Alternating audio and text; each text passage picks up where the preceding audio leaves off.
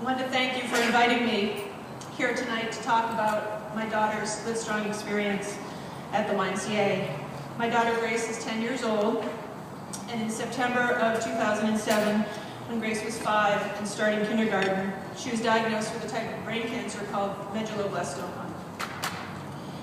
It was a 4-centimeter tumor that was growing rapidly at the base of her skull, adjacent to her brainstem, in the region of the brain that's responsible for motor control and balance and some cognitive functions as well.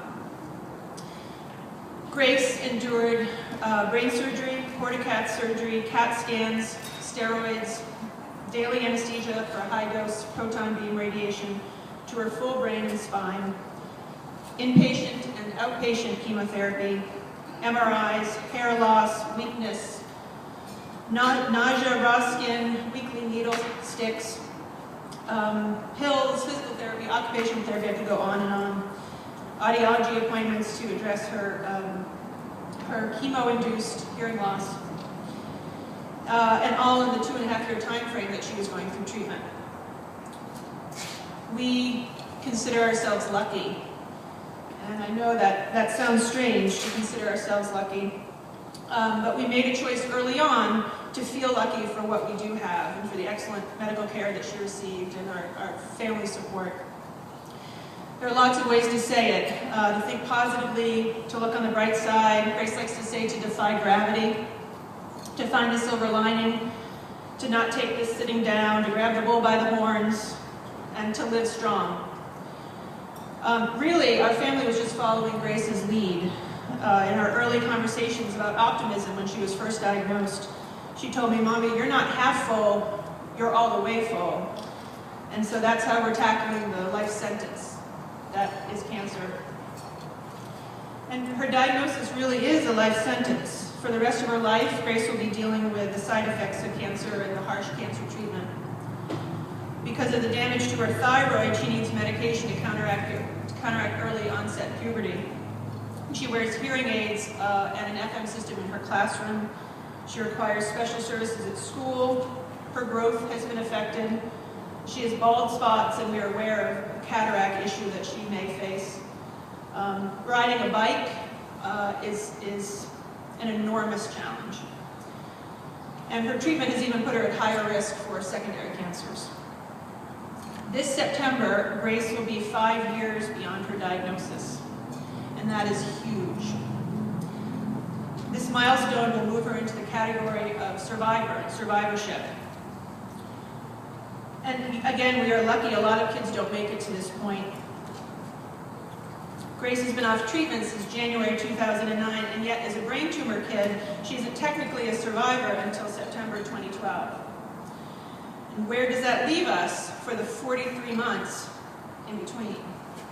How can we help her make those 43 months and every moment afterward the very best it can be? In this situation, positivity can be really exhausting.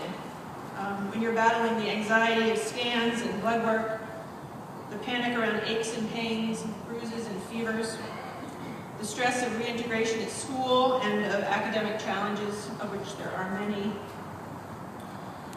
The Livestrong program at the Bayside Y came at the perfect time for us. It re-energized us and gave Grace the boost of positivity and confidence that she needed.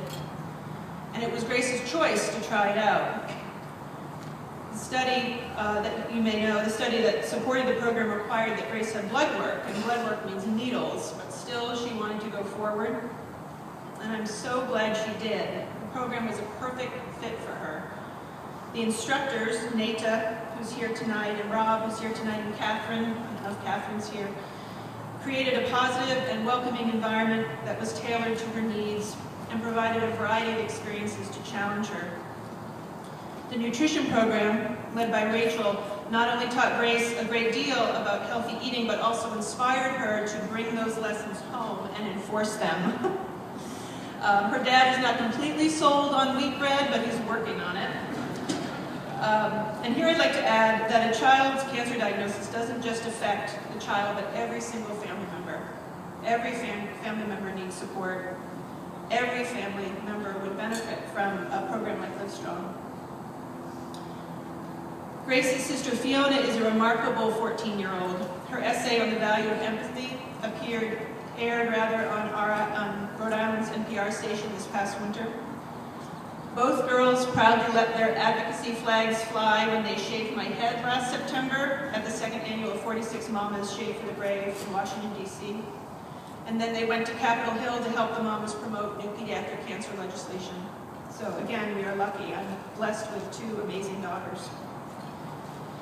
If you ask Grace what she loved about Livestrong, she will talk about the ability to spend time with other kids who understand the hardships and the reality of cancer.